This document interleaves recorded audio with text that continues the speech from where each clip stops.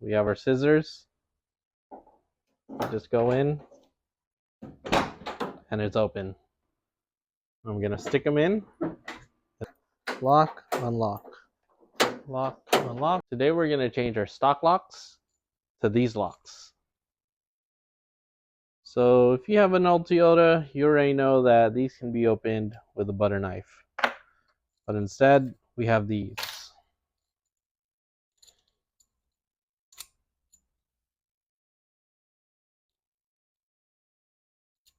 It's a little more secure. Very popular to use in Central America. Not sure if they call it Yale or Yale, but very common lock. You'll see these on all the cars. So when I rebuilt my window regulator, I already converted to this style lock. So right now it's open. You can lock it. You can open it. I still need to do the passenger side, and I still need to do the trunk. And to show you how compromised my locks are, I'm going to get these scissors. I'm going to stick them in and open my trunk. It's locked. We have our scissors. Just go in and it's open. But first of all, you always start by opening your door. Then we have to remove the panel. So these pieces of plastic are very brittle. So there's a screw here. Very brittle, right? And then obviously there's a plug here. And then our window crank. Very brittle. Handle helps hold it in place. And then we have our pry tool. On newer cars, it has some plastic clips. These are still metal, and they're very easy to get off.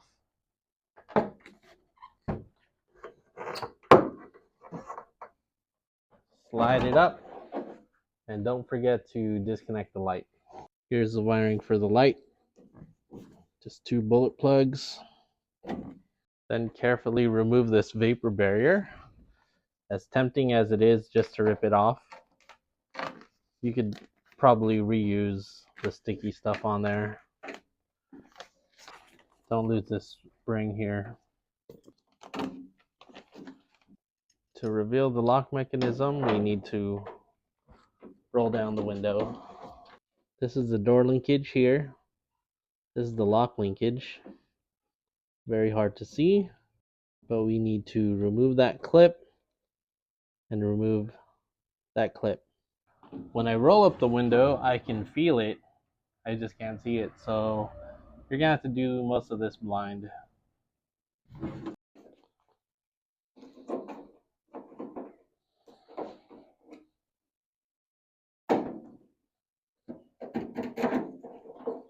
Okay, there it is. Detail cleaner and just clean around this lock.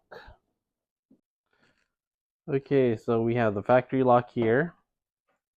We have the Yale lock right here. What you want to do is remember how this was clocked. So in the car, the rod is on this side, and all I did was pull it to get it out of the clip. What you're gonna want to do is take off this corroded, rusty clip. Save the C-clip. Make sure this thing doesn't shoot out anywhere. Okay, we'll lay it out here. C-clip, and then there's even a little washer there. And I'm gonna say this is standard 7/16 or 11 mil. Just gonna take it apart so you can see. So with the stock one, you can see it's kind of a half moon from 2 o'clock, 3 o'clock, 4 o'clock. This one is stock. This one is modified. Still square at the top, rounded at the bottom. Okay, after multiple grinding, I rounded off the bottom edge. And I left the flat top. I just cut off more of it. There's my movement right there. put the clip in. This is what we did. We had a square with a little key. What I ended up doing was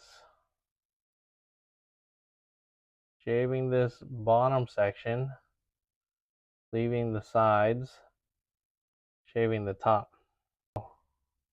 I took off a little off this top section,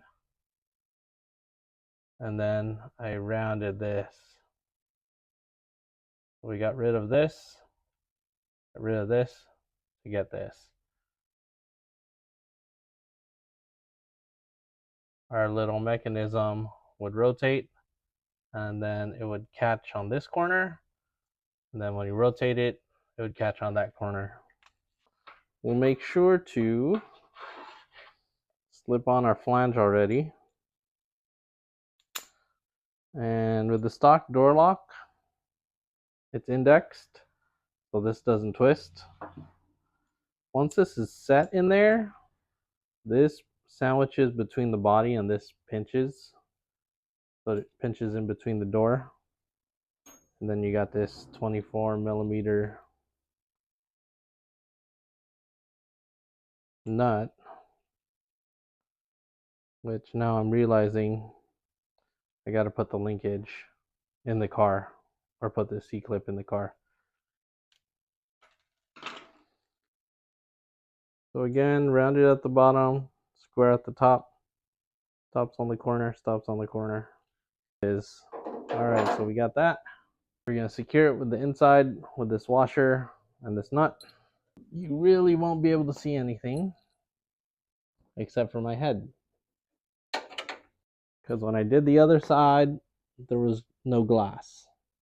So first off, I'm going to remove the door linkage to make my life easier. But I flip that linkage up. That took about 15 minutes.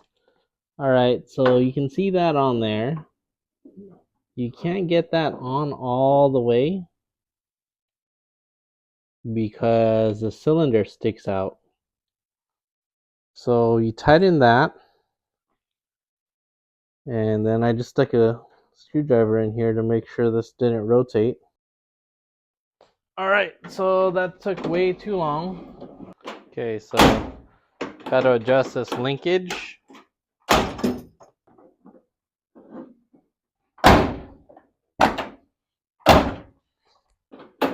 Lock, unlock, lock, unlock. So pretty much do everything in reverse, get it back all together. Trunk might be a little more difficult, and I say that because there's really no access hole here. The clip for the actual key is right here, so it literally just is like a long hook. But let's take it apart and let's figure it out. Okay, so you could probably, that was easy, get this out. Out it goes.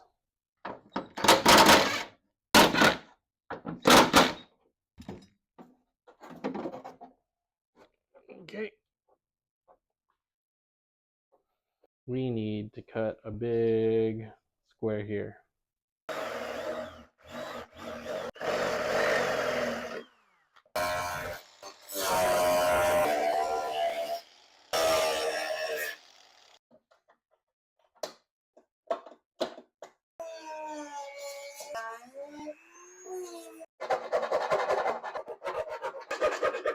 That should work. Remote start. Whatever.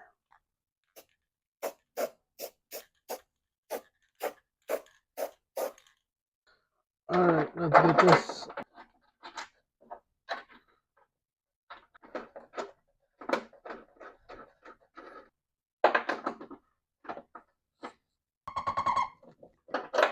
Maybe a little.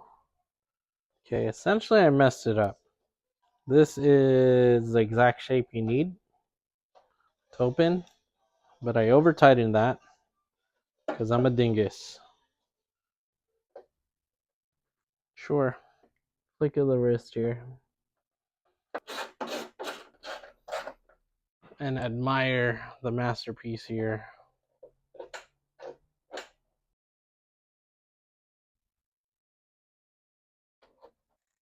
Is that how we're aligning this? Lower screw.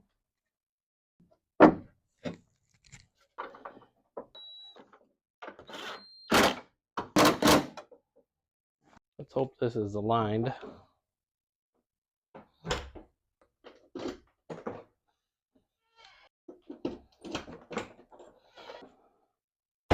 Close the trunk. Open the trunk. Hopefully you guys will decide whether these locks are worth it or not. I think they're worth it. A little difficult to install, but hopefully this video should help you install it. Thanks.